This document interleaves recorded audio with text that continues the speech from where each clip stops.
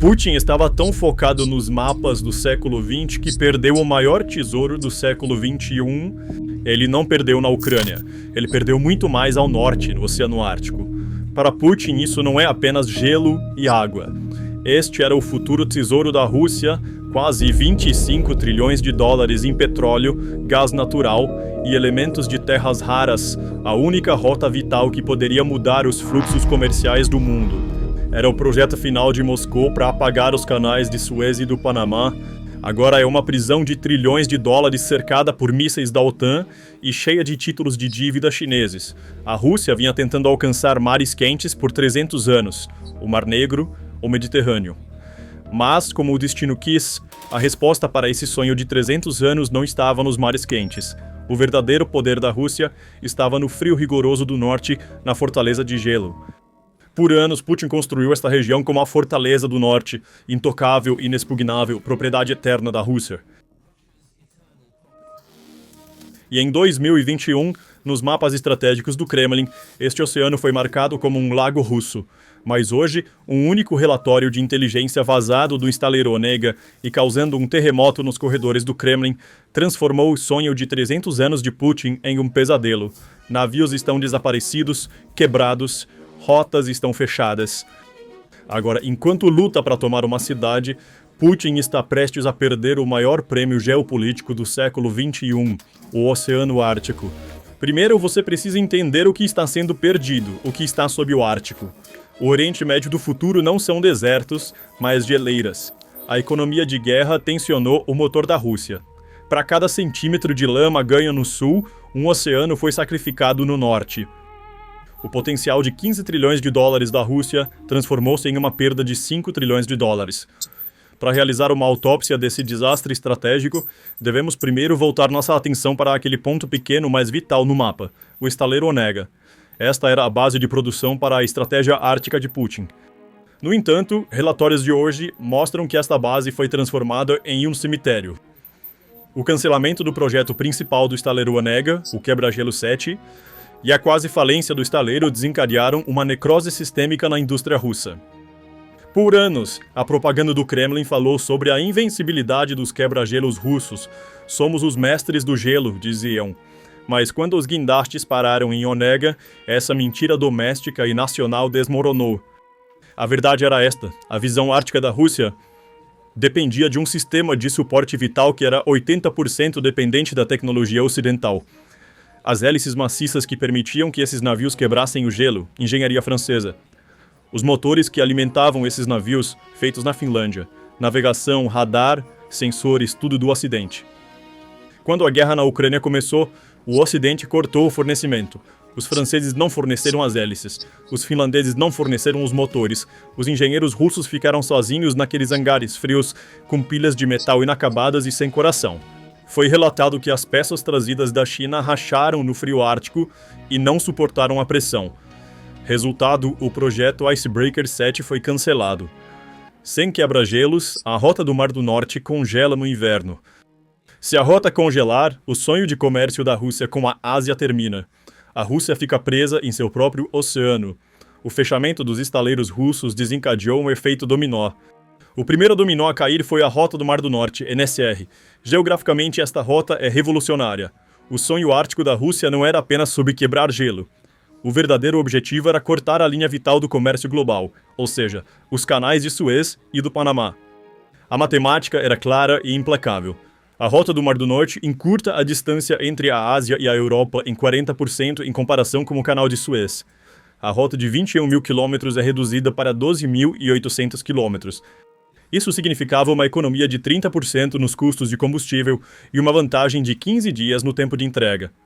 Além disso, comparado ao Canal do Panamá, a Rota do Mar do Norte é 30 a 40% mais curta nas rotas Europa-Ásia-Pacífico, economizando de 10 a 15 dias e reduzindo os custos em 25 a 30%. Para o mundo da logística, isso era o santo graal. O plano da Rússia era operar a única rodovia segura do planeta em um mundo onde o Canal do Panamá estava lutando contra a seca e o Canal de Suez estava bloqueado por mísseis Houthi. Para a China, essa rota era a Rota da Seda Polar. Era um bilhete de escape do bloqueio naval americano no Estreito de Malaca, da instabilidade em Suez e dos altos preços no Panamá. Para a Rússia, isso significava bilhões de dólares em taxas de trânsito por ano e uma alavanca geopolítica única.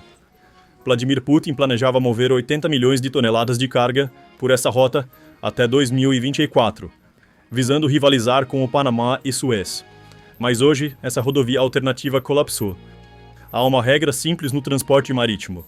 Sem segurança, sem comércio, uma rota ártica sem escoltas de quebra-gelo é a aposta mais perigosa do mundo. Mas para entender por que o sonho ártico da Rússia morreu, não basta olhar para os portões gelados do estaleiro Onega.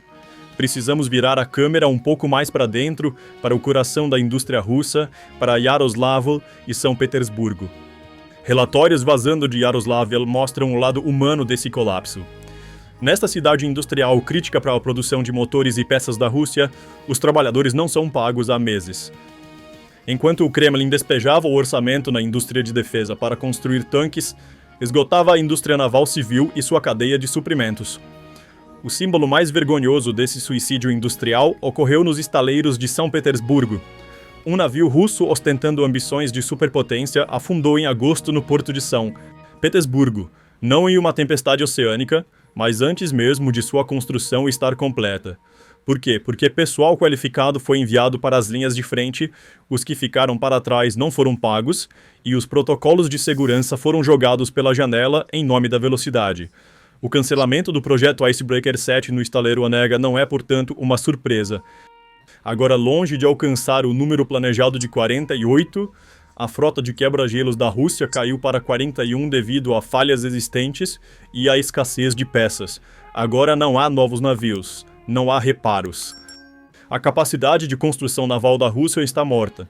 Agora, o projeto que deveria ser o pesadelo de Suez e Panamá se transformou em uma piada devido à incompetência da indústria russa. Por quê? Porque os gigantes globais de logística não confiarão seus bens de trilhões de dólares a navios montados por trabalhadores de Yaroslavl que estão sem pagamento, famintos e irritados. As companhias de seguros, vendo navios afundando sozinhos no porto de São Petersburgo, só podem rir da promessa da Rússia de uma rota segura. A economia de guerra de Putin sobrecarregou tanto o motor de produção do país que o setor de transporte marítimo civil faliu devido à falta de recursos. Esta cadeia de falhas, que se estende de Onega a São Petersburgo, eliminou a chance da Rússia de se tornar uma alternativa ao Panamá e Suez. Então, quem preencheu o vazio da rodovia segura da Rússia? É aqui que entra o segundo e mais destrutivo dominó, as exportações de energia. Os enormes projetos de GNL da Rússia, Arctic GNL-2 nas penínsulas de Yamal e Gidan, foram construídos nesta rota. Extrair o gás não é suficiente. Deve ser transportado. No entanto, os estaleiros sul-coreanos pararam de entregar os petroleiros classe gelo que estavam construindo para a Rússia devido às sanções. Os próprios estaleiros russos, Onega e Zvezda, não conseguiram produzir esses navios devido à falta de tecnologia. O resultado? O gás está sendo produzido em instalações que custaram bilhões de dólares para serem construídas, mas não há navios para transportá-lo. Este gás tornou-se um estoque morto sem comprador. Esta situação está criando um estrangulamento massivo nas receitas de energia da Rússia. E bem no meio desta crise, o gigante silencioso Noruega entrou em cena e deu à Rússia um golpe fatal. Enquanto Moscou enfrentava seu próprio pesadelo logístico, a Noruega colocou o campo de Johan Castberg no Ártico totalmente em operação. Esse timing não foi coincidência. Vendo a fome de energia da Europa, Oslo preencheu silenciosamente e profundamente o vazio do mercado. Hoje, mais de 30% do mercado europeu de gás está sob controle norueguês, enquanto a participação da Rússia caiu para 13% e está rapidamente se aproximando de zero. Isso não é apenas uma perda de mercado, é a remoção forçada da carta de energia da Rússia. Enquanto Moscou procurava mercados, Oslo os fechava. Assim, os novos guardiões do norte começaram a representar a alternativa ocidental e segura à rota caótica e perigosa da Rússia. Se a paralisação dos projetos de quebra-gelo e o colapso da rota comercial fossem meramente um desastre econômico, Putin poderia ter resistido. No entanto, quando olhamos para o quadro maior, aquele gigantesco tabuleiro de xadrez, o que vemos não é uma falência, mas um cerco militar e geopolítico completo. O colapso econômico é ruim, mas o cerco militar é mortal.